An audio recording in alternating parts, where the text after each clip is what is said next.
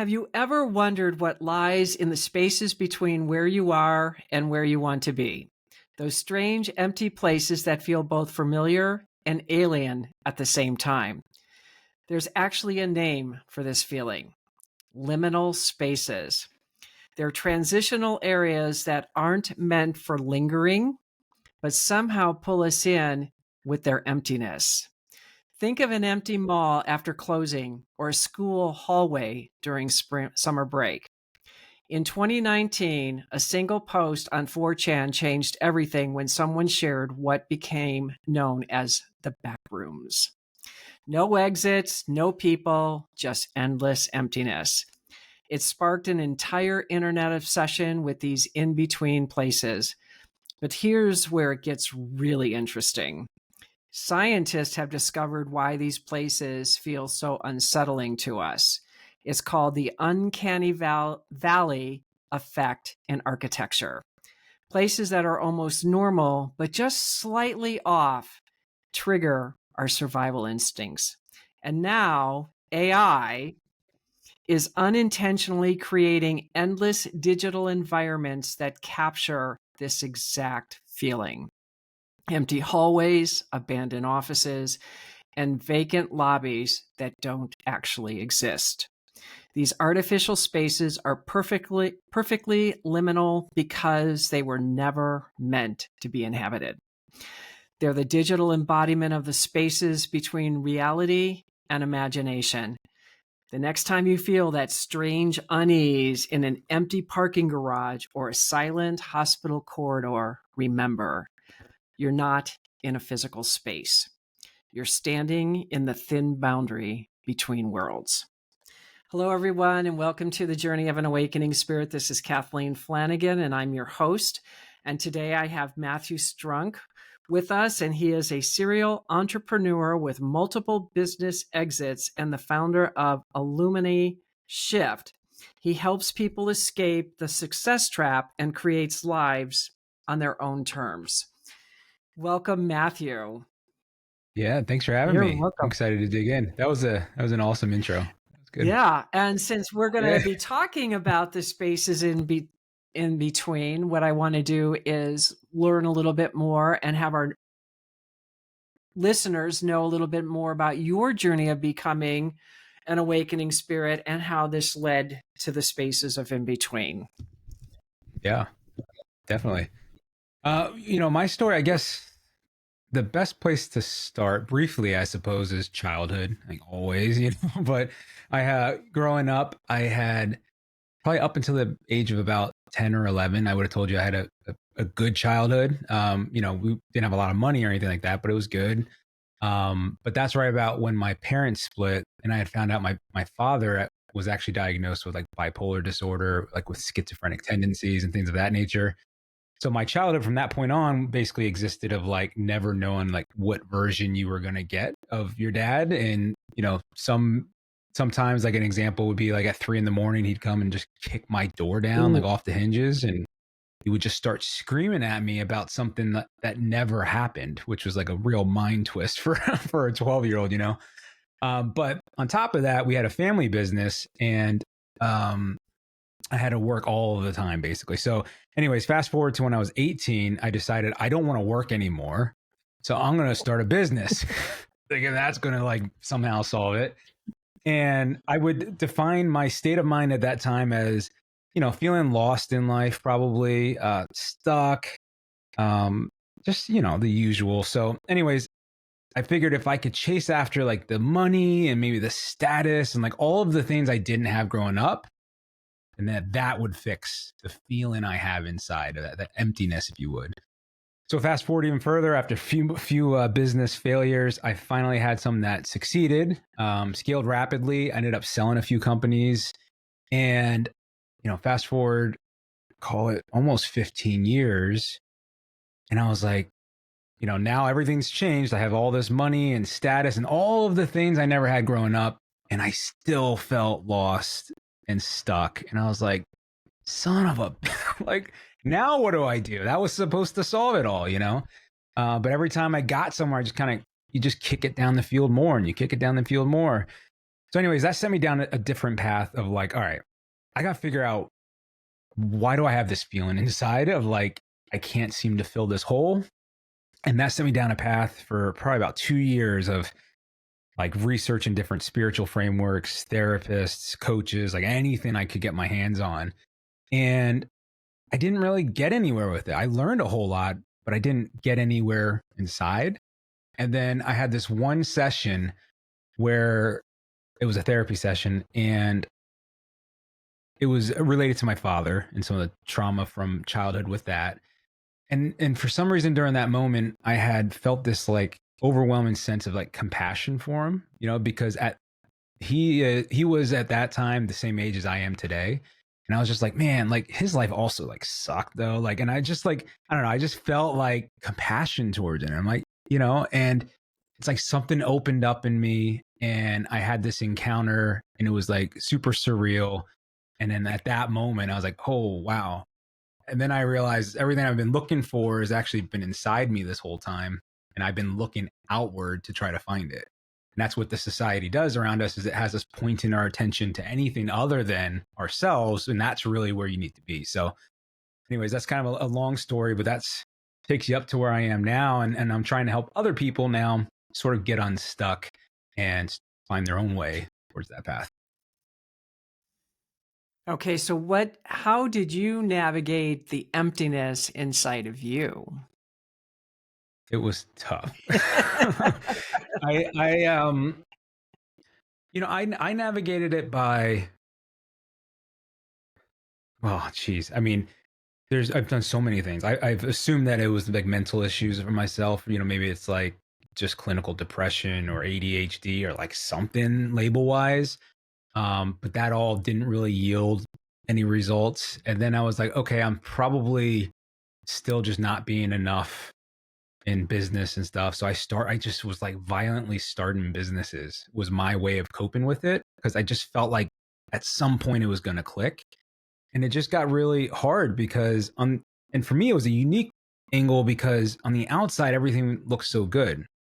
And it was challenging because I felt like so ridiculous to say anything to anyone about it because it's like, I'm not trying to be ungrateful, but it's like, I feel lost and disoriented, but like, I can't talk to anyone about it. So it's just like, what do I do? And, I guess you asked, how did I deal with that space?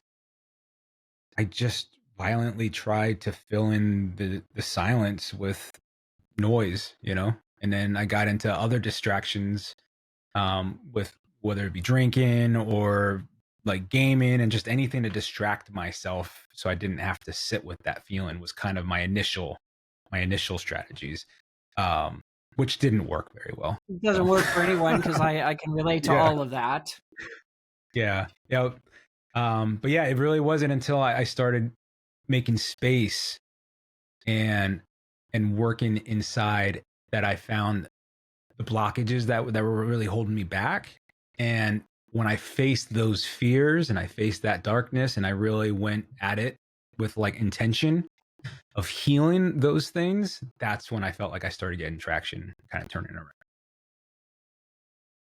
So it's all about just sitting and being with it. Yeah, I mean, it really is like It's about just create that that it sucks space. to be you. Yeah, exactly. Because Yep. I talk about that a lot on my show that it sucks to be us some days. And when we on the outside, because the way I look at it was a mask. I wore a mask, as you just so eloquently put, that you had everything. You had the money, you had everything you wanted, you had more than what your parents had. You're successful, you're selling businesses, and yet you've got a mask on, and inside you're suffering in silence Hmm.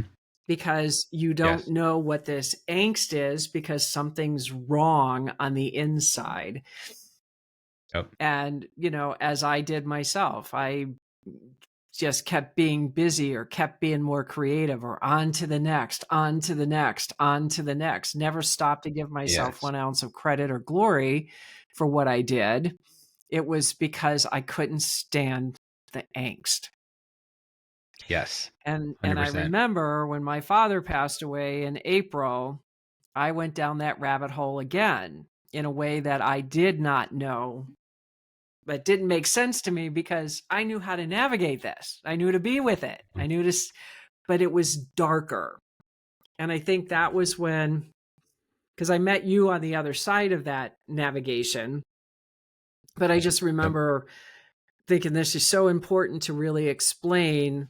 It doesn't matter what the mask is. It doesn't matter how enlightened you are, because here you are, a newbie, so to speak, going through it, trying to figure out how to navigate it. I'm on the other side, know how to navigate it, and I'm still in it. It Yeah. Yep. doesn't matter, people. It does not matter where you are in your life. You are always going to have those spaces in between, because this is where you are, this is where you want to be, and somewhere you got to get that gap. You have to go into it. I'll put it like Moses, like we are in a transitional ascension process on this planet, Right. and we are in the 500 years or whatever it was, the Moses thing, when they left Egypt and it was the 500 years. That's where we're off. That's where we are on a global basis as well. So I just took this up to a whole new level for you, Matt. Yeah. Yeah. No, I like it. I like it. But what you're saying is it's making sense, because I had a conversation with a friend of mine about this too, because this infinity wave is coming in, and this person will be on, Hope Fitzgerald will be on in January about it, which is part of navigating this new world that's coming in. And Right. and if we look at what's going on in our world today, there's a lot of people that are suffering in silence, that have the masks on, that are getting inundated with light. They don't know what to do. They're miserable. We have mental health issues. We have suicide. We have too many things going on in the world right now. And it's Yep. because of this. Yep. So when he says to sit and be with it, and I say to sit and be with it, yes, you have to accept that it sucks to be you. Yes, you have to let all your garbage come up, because it will, about what a worthless piece of garbage you are, because you should be doing this and this and this and this and this and this and this and this. And that's ego talking. Yep. And for me, and I think you're accurately kind of depicting that I'm earlier in the journey in a lot of ways, but it's funny how the ego holds on so desperately, because like even I've been really working on awareness, and I'm like feel like I'm pretty good at it, but like it'll just like all right, like it'll just like hijack something with intentions, it's just like, oh yeah, no, that isn't good, so yeah, we'll do this, but we're gonna, and then you just all the time it's just like the challenge for sure. And I was thinking about the in between before our call, and I was like, another kind of way, and the term in between can be applied in so many different applications, but I was like, in a way also it's like almost that space in between like your false self and your true self too, where you're like unraveling all of that, and for me, I had built such an identity around the successful entrepreneur guy, and that's where I was trying to derive my self-worth from and my self-compassion from. And when you remove that, to your point, it's like, well, then what the hell are you, and I remember like some dark encounters that I had where it was like, you're nothing without me. You're only here because of me, ego wise, and you will fail and spiral without it. It's like scary kind of. And it's like, but anyways, I digress slightly, but No, but it's true, because I actually had a conversation with Joey Droshager, who was on my show at the beginning of the month. And before we got on the show, we were talking about our wins and like all the successes that we've had since the last time he was on the show.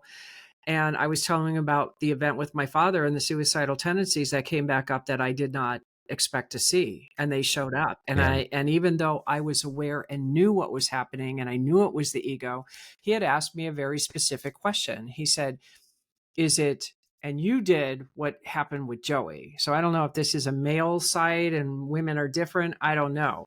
But I said I was saying this stuff to myself, and he was saying, because as you just said, you're nothing without me. And yeah, to me, that's the devil speaking. right, That's not an ego. That's something bigger than you. Because if I'm saying I don't want to live anymore because I don't know who I am and my identity is wrapped around a perpetrator, that's more dangerous, in my opinion. Right. Because as long as it's outside of you, it's not you talking to you. But see, I'm talking to me. You know what I mean? Right. And I want to make Yeah. that very clear because this was something that when Joey asked me that question, I had to stop and think about it. And the minute I said, no, I say it to myself is when we realize that in this, there is a darkness because we are a yin and yang. There is always Right. balance in the universe. And the darkness is just absence of light. It's not necessarily evil. But Right. Yep. we say that the ego is evil because it's our ego that lives us. It's the ego is who we are. We have to transcend that limiting egos egotistical piece of us because all its duty is to keep us alive. Right. And it remembers caveman days, folks. So when it's feeling a little uncomfortable in today's society or you're making a change and it's like, oh, no, no, no, no, no, no. I'm not Yep. comfortable. Get back there, drink your beer and watch TV and make like my life easy because I don't like what you're thinking of doing now because I don't have any recourse. I don't have any knowledge behind it. And that to me is what the demonic side is, because how many people sit there because our ego is so strong, it does affect our central nervous system. I thought I was having Mm-hmm. a heart attack the first time when I was making this massive change. I literally thought I was having a heart attack every single night. And I Yeah. had to talk myself through it. It's okay. I lived a good life. I'm okay. If I die, I'm okay. And I had to talk myself through that. Really seriously, that's not normal, people. But when you're making massive change and you're facing the darkness, because I was right like dead center in the in-between space. But I was so dialed in on where I wanted to go, that's what got me through it too. And when my father died and I saw that little tiny light, little itty bitty flicker of light, I put my attention on that because the ego can be very powerful. So you've got Yeah. to go back to your goal, your dream, whatever that hope is, God, whatever you need to do, but find it because that is your navigational piece. That's about staying the course. As we were talking about, this friend of mine I have this button of stay the course sitting on Nice. my desk, Yep. okay? Because we can navigate away so much as you were saying. As you were Yeah. being pulled and yet you had to keep bringing yourself back. Yeah. It's still, I mean, it's a constant thing. It's better, but it's still there, like even with the Illuma shift stuff and doing content and all, the purpose behind this whole endeavor was to shift from just trying to make money to being like, no, I want to actually help other people that were in a similar position to me. And maybe all they know is that who they thought they were isn't it, but they don't know what that means outside of that. They just know this isn't it. And it's like a very confusing space, especially because a lot of people, like in the world I came from, you start getting to spirituality or anything, no, oh, get out, So it's like bridging that gap too, where it's like, so now I work with people and try to like allow them to find themselves, and it's been working where, we come in through, I want to change my career, I want to change this, I want to do that. And then we work, and then we like get to a point and it's like, oh,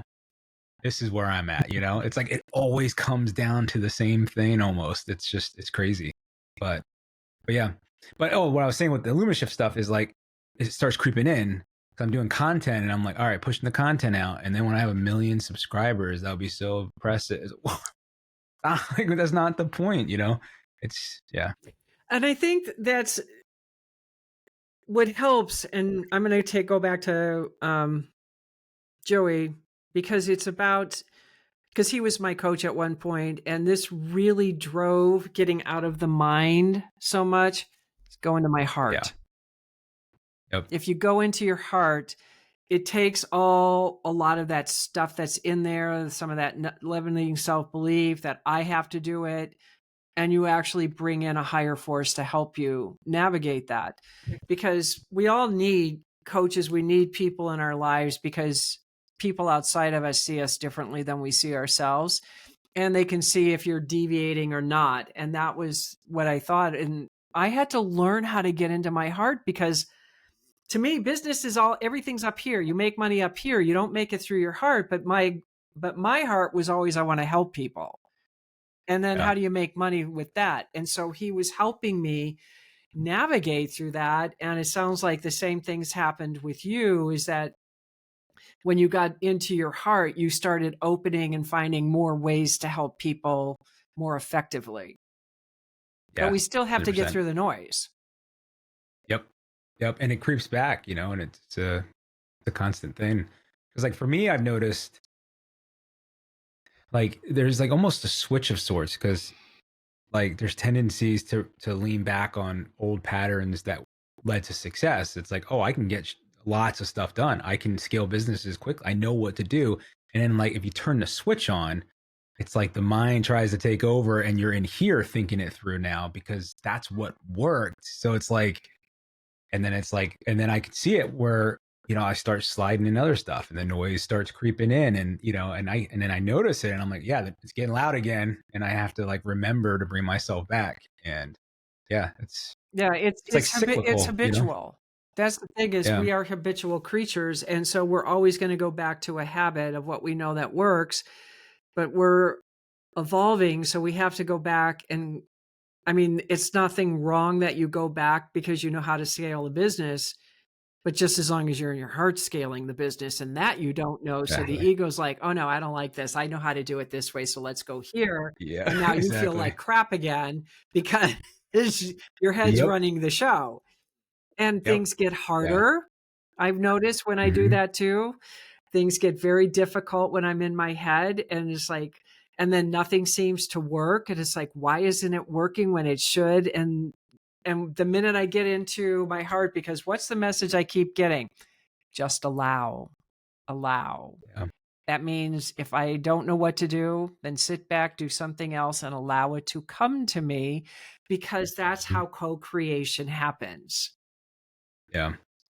Because we're co-creating. We're spiritual beings having a human experience.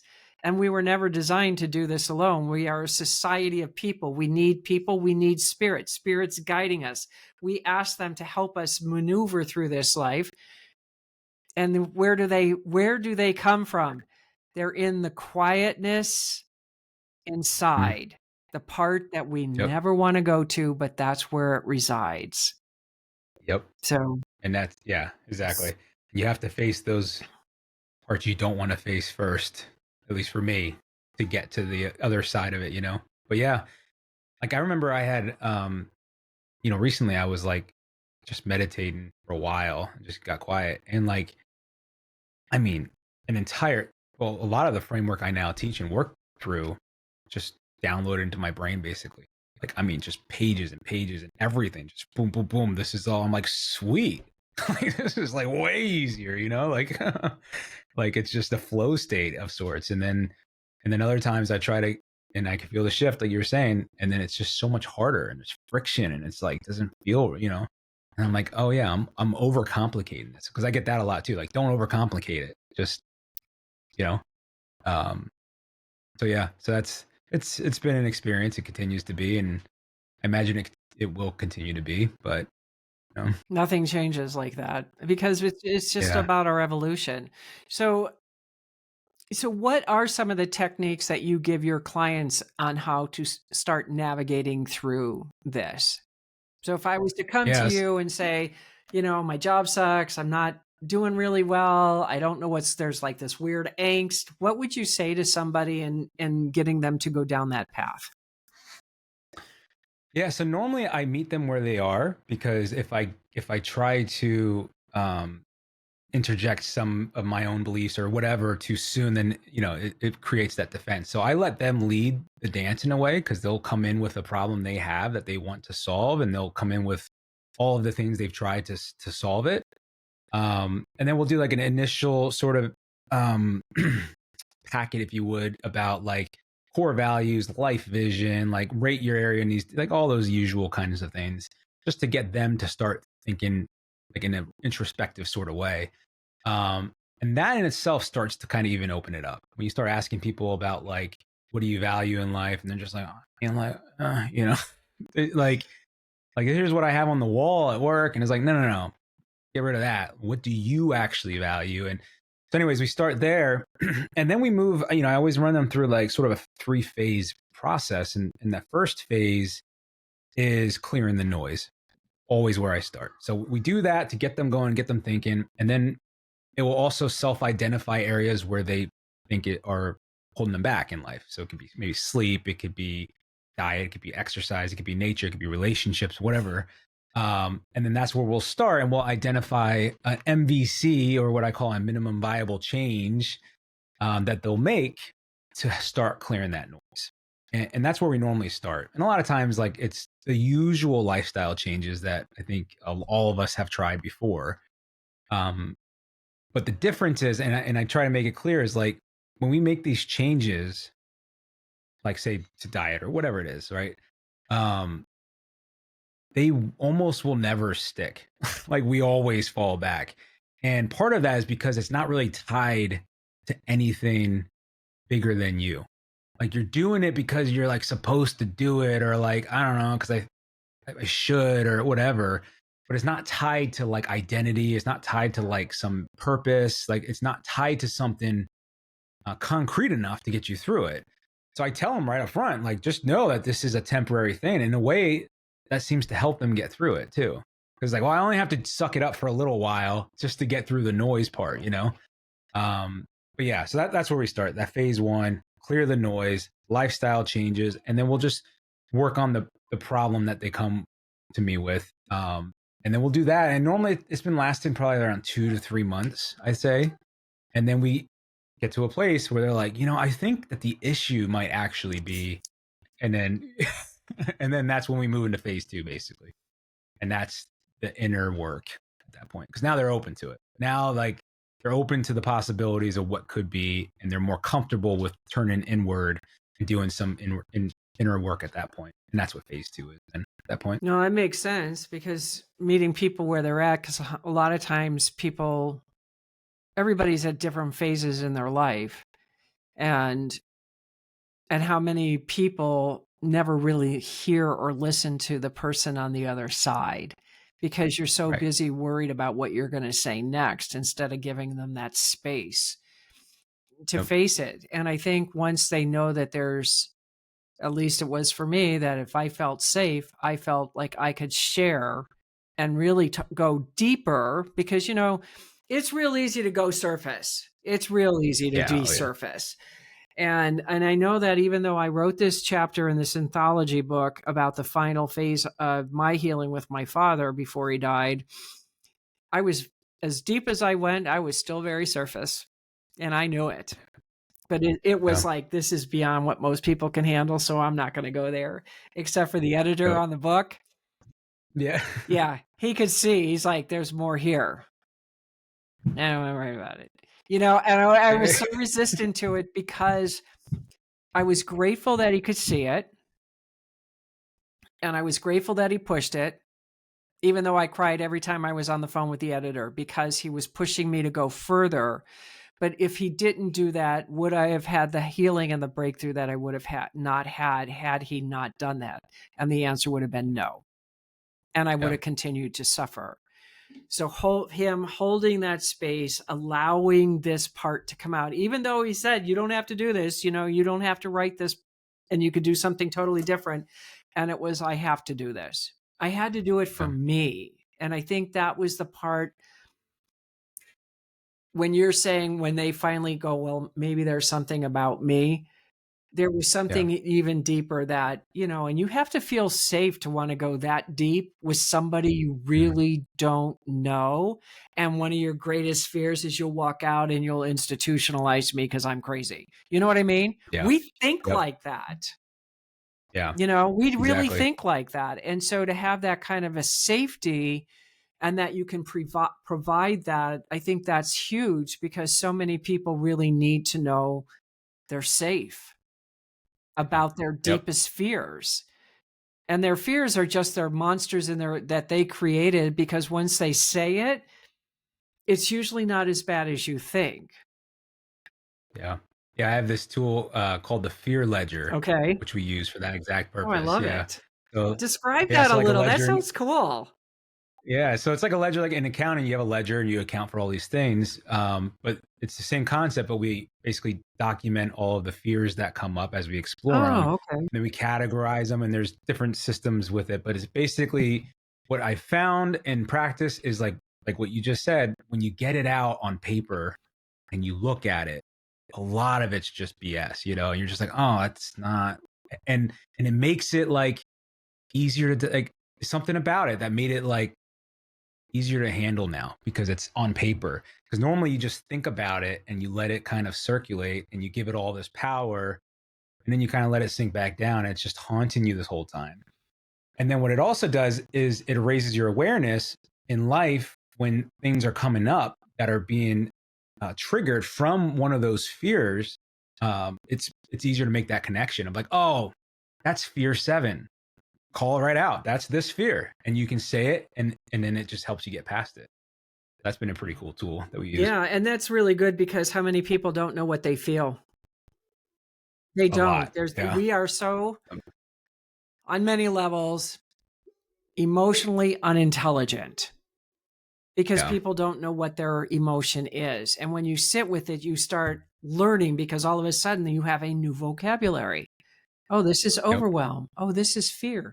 Oh my God, this is terror. This is hopelessness. This is anger. Yeah. We know certain emotions, but when we start going deeper into the subtleties, and the only way you know that is to be present. And being present is being with you, spending that time with them, Yeah. yourself. Yep. And also, yeah, 100%. And I think reflecting on those things, and like you said, it's like learning a new vocabulary of sorts. And it's like journaling after our sessions and documenting things. Like it helps because it makes it like it makes it something you can actually tangibly see now. I don't know. It's something about it that otherwise it just you keep it all trapped and it just kind of circulates and stuff. It's like, no, write it down. Write it down. And that's helped a lot. And like I had a session just the other day and the individual was having trouble with the business. They really want to start this business. They've been working on it and they like just need help to break through it. And we've been working together long enough that the trust was built there enough. And we did we got into like more of a meditative state. And I asked them to like turn inward and ask yourself, because you have the answer. Just ask yourself this one question. Do I actually want this? That's a Yeah. powerful question. Yeah. And just sat there. He said, oh shit. I don't. I don't want this. But there you go. That's why you're stuck. You don't actually want it. But yeah, and that's just getting that space, turning inward, being honest. Yeah, I don't. I don't want And this. take your time with that answer too, because it was you, Matt, who made me realize what I do and don't want to do. And I just was informed today that I'm going down a path I don't even know about yet. So who knows what this Nice. is. But the whole point is that, struggling getting where I wanted to go with my coaching business and all of this stuff and I'm just like, well, one day I do, one day I don't. It was back and forth. But I'm really good at coaching and I'm really good at all of this. But it was like, but am I serving the greater good by doing this? And there were so many things that I just couldn't pinpoint it, because, and this is probably 3 years back and forth trying, and I'm building it, I'm growing it, and I'm doing all this, but there's something still like missing. And then Yep. everybody's like, well, is this what you want? I said, well, I don't know yet. That's all I kept saying is, I don't know. I can't get the Yeah. answer. And I sit with it a lot until I met you. Yeah. Oh, that's So awesome. when I met you and we had our pre-interview conversation, I think I had a conversation with a friend of mine, because I told her, we hadn't talked in months and she didn't know about my dad or anything. So I was telling her about that. And she said, well, what is it that you want? And I said, I'm not really sure. And then you popped in my head, and I realized what I want to do is write courses for people like you, Yeah, because I it's have that awesome. knowledge and understanding that I could write these and then sell them to coaches to help them Yep. navigate, because I think I could do more, because I still have the knowledge base. I still am around people, but it was like, that was like, oh, that's what's making my heart sing more, because I love to do content. I rather Yeah, do that's awesome. content, and instead of always being around people, because it's sometimes it's hard. It's an energy drain for me. Hmm. So Yep. I'm really balancing all the time. So that's what I came Yeah. up with. So it was just the conversation of realizing that there are people who don't have the knowledge, the actual knowledge, that the walk, the talk thing to the degree that I do, to where I can Yep. take a program deeper and further, because you're going to be learning it, so to speak. As you see it, you'll always be ahead of your students. You know what I mean? But you'll Oh also yeah. have the Yep. insight of what's coming next, kind of thing. Yeah. And Yep. that's what I saw when after I met you. That's awesome. Yeah, no, that makes sense. And that, yeah, because I think I told you on our call too, like, I think of it like a funnel, hopefully not just from marketing and Right. sales, but Right. a funnel where it's like on the very top are folks that are fully asleep, like I'm not ready for any of this, you know? And on the bottom is you're really open for like the deep truth, and you're, you know, and I see what I normally serve as like that in like the middle space of like bridging that gap of like talking the language of maybe entrepreneurs or whatever, and like making it a safe space, and then taking them down and then like hand them on. There you go. I got you down to this part of the funnel, and now you go somewhere else. But with what you're saying, that could help just continue the path down the funnel, even further Right. with that extra And it skill. could So take you to a different level. It could branch out. There could be new discoveries that you have along the way. And I think that's what's powerful is, when somebody's walked the talk and has 20 years or more on you, um, it's a little bit more of a stronger selling point, because I know the emotional side to it, where you're like, yep, I think this might work, kind of thing, like yeah, when we have to get into the head of somebody, and it's like, oh my God, you're speaking to me. Well, I yeah, know how to yep, speak to those people, and maybe you don't yep, necessarily have that fully developed. But if I yep, give you a course, you do it, you learn it, you stick, whatever you need to, then you can speak it and take your course to a whole new level and reach that many more people. And yeah. what we're That's doing cool. is we're all spiraling up. Yep, yep, We're all exactly. ascending. Together. Yeah, because to me, it's not a competition. It's about helping each other grow and evolve and ascend. And Yeah, that's yeah, how I see it, because I have never looked at anybody that's been on my show that may have been my competition. I don't see them as competition. I never have. I see them yeah. as, No, if I'm not going to work for you, maybe this person will, and please go to them. That's why I'm yep. doing this. This is that your language is different than mine, even though we're similar. Yeah, exactly. Yeah, and that's exactly a good point, because and certain people respond to different things, and it's like just whatever they need to hear or however they need to be approached. It's great, If that's not me, that's fine too. But and I agree. Like trying to build that network of resources and people that can help. Even with some of the people I've been working with, like I have a a guy I've worked with who's more of like a clinical therapist, and internal family system, like all that kind of stuff. So I work with him in that capacity too, where it's like I'll just bring him in if it's getting somewhere I don't want to go. Well, yeah. That's And you're not but qualified to go there, because sometimes exactly. Yep. people need a little bit more than you have. So isn't it great? Because what does that do? They remember you, that you cared enough, that you had somebody that they could go to, that they liked and trust and healed, Exactly. because Yep. it's word of mouth kind of thing. So how can people get a hold of you, Matt? So illumishift.com. So that's ILLUMI shift.com is a good place to start. And I just launched a YouTube channel pretty recently, actually, and it's at Matthew Strunk. So that's where I put out a lot of content.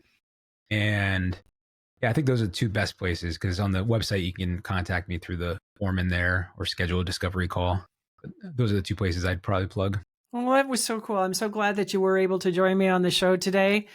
I know that I love the fact that, we all go through, it doesn't matter what level of awareness that you're at, we all still go through those little spaces in between that Mhm. we do. And I remember as a young kid going through school and no kids in the school or an empty mall and always feeling that, but never realizing what it was that I felt. But Yeah. when I came up with this and created this, it's like, that's exactly what it is, that uncomfortable place between two worlds, where Yeah. we are and where we're going.